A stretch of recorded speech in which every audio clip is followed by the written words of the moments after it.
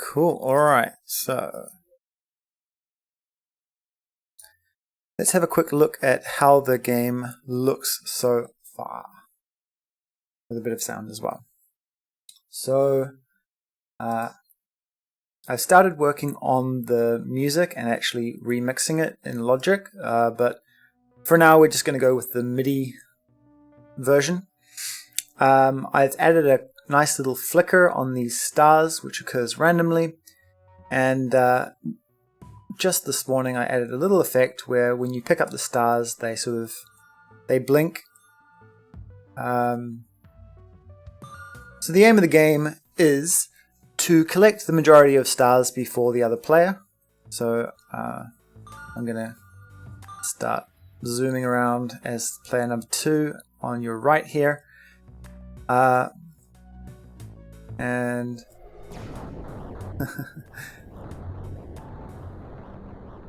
so I've implemented a number of different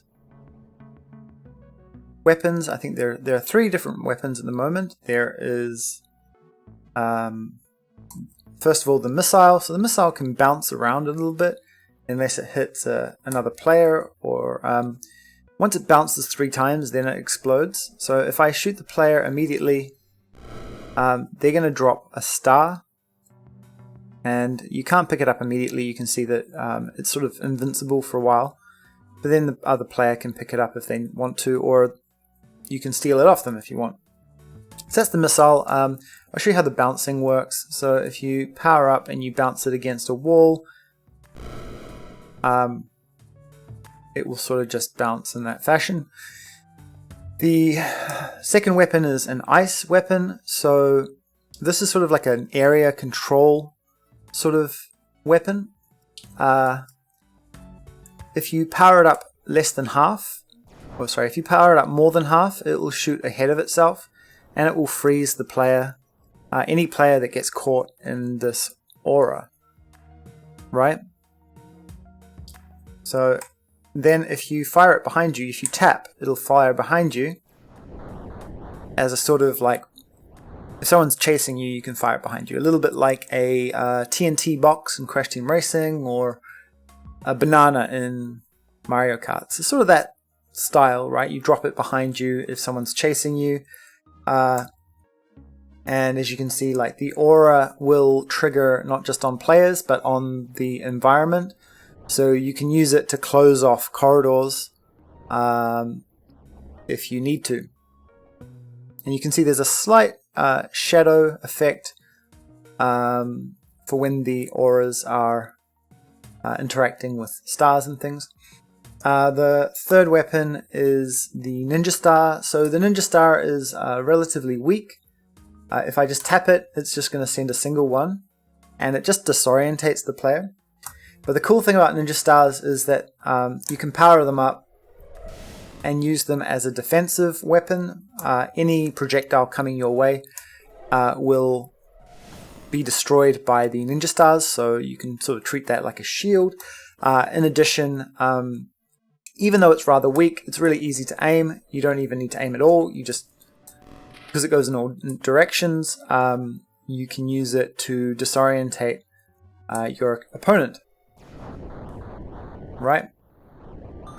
We've got a little boost pad which allows you to boost around the level to varying degrees. And I use that to sort of encourage certain lanes in the level design, right? So I want to push people in a certain direction, and you can actually go against the grain if you're careful, but the thing is you have to be quite careful to get around those boost pads. So yeah, I think the lighting effect is making a big difference, and also the visual feedback when you pick up the stars makes it a little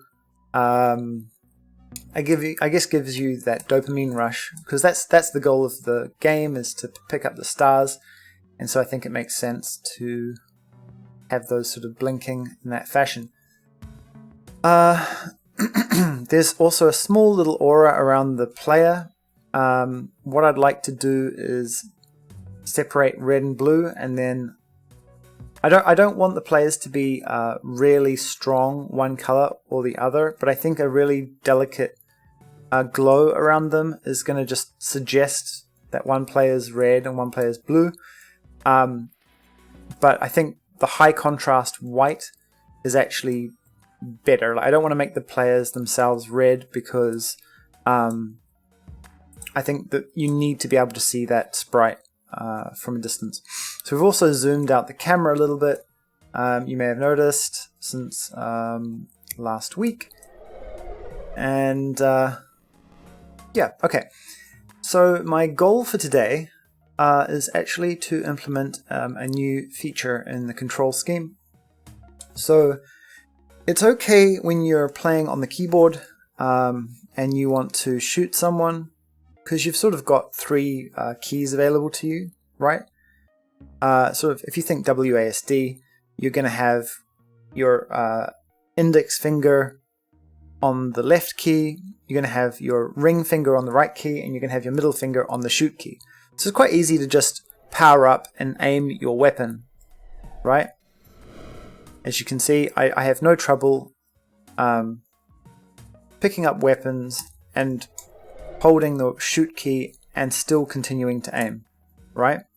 However, on a touch device, it doesn't quite work that way.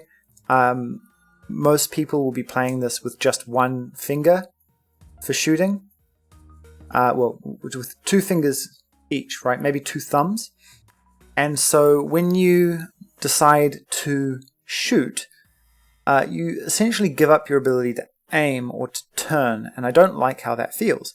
So what I'm going to implement today is a drag and shoot system. So if you drag and then you move up, it's going to aim to the left. If you click shoot and then hold drag down, it'll aim to the right. So once you push shoot, I want you to still be able to aim without using your other fingers.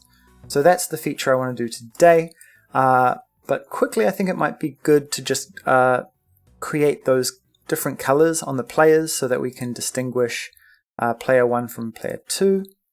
And that will be nice and easy to start off. So I'm going to jump into my player script, and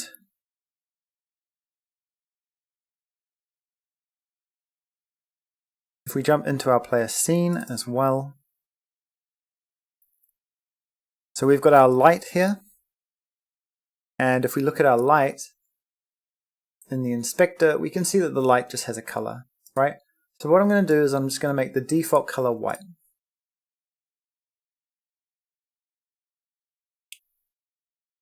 And let's jump over to VS Studio because it's a little nicer when working with a lot of code. So we've got all these colors here set as constants. So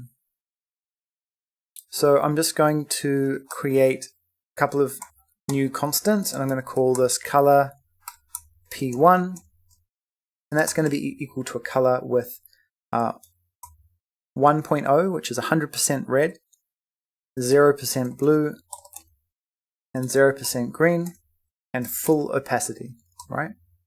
So that's what those four numbers represent.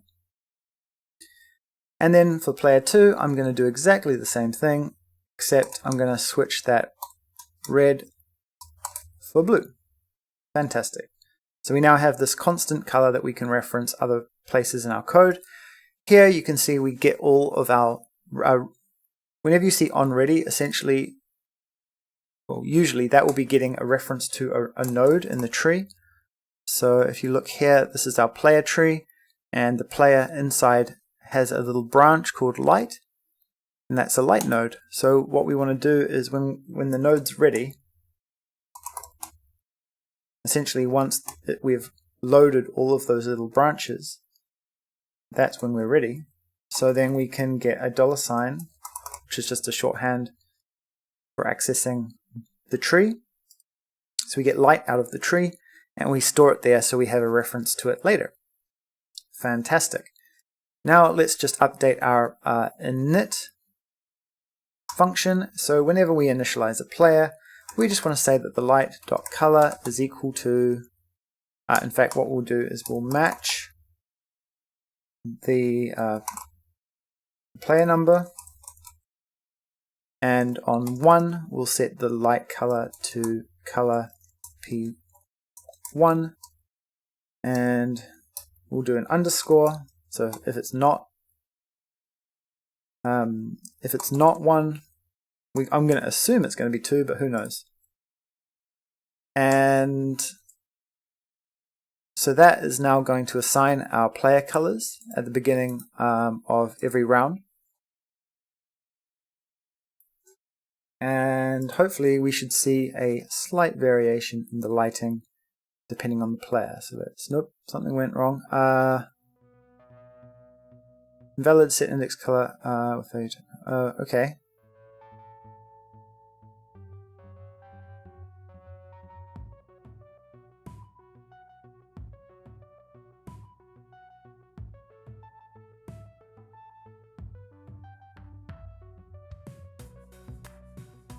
Oh, I see. Okay, so because that's right.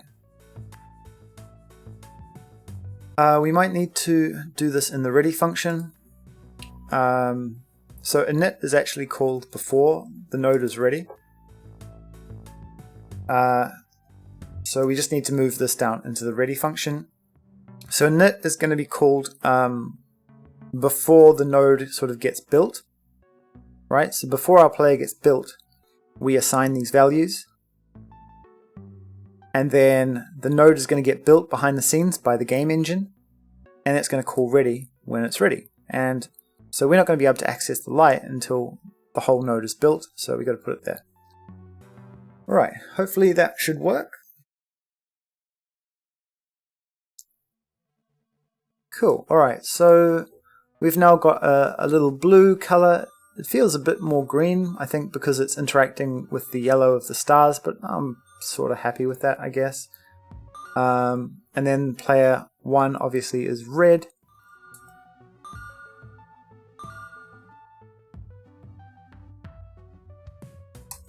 And